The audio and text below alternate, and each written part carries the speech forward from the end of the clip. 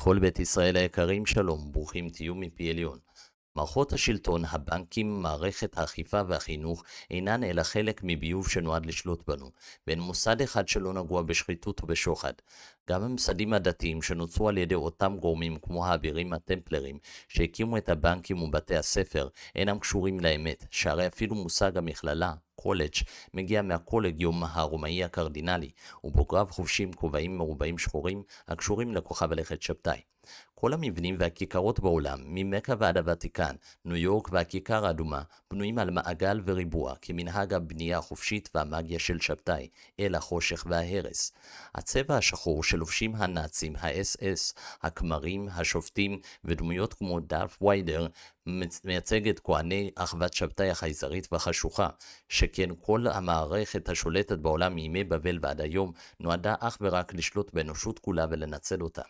שלוש הדתות המרכזיות נוצרו על ידי הבונים החופשיים, יורשי מגדל בבל ומיישמי חותם תוכנית המדע של הנבילים, במטרה לכונן סדר אל עולמי חדש.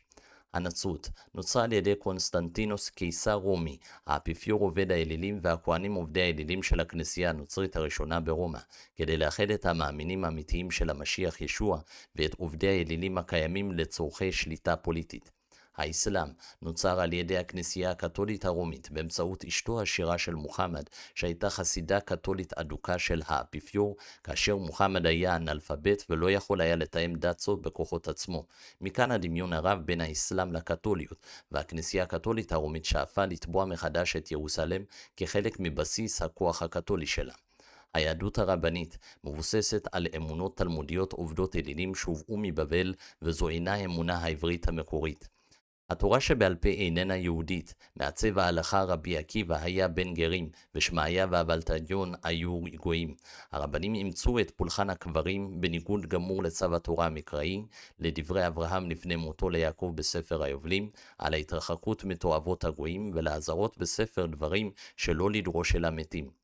הקתדרלות עם הצלב, המסגדים עם הסר והכוכב, ובתי הכנסת המציגים את מגן דוד שהוא סמל שבתאי, כולם נועדו להחליף את מקדש האמת.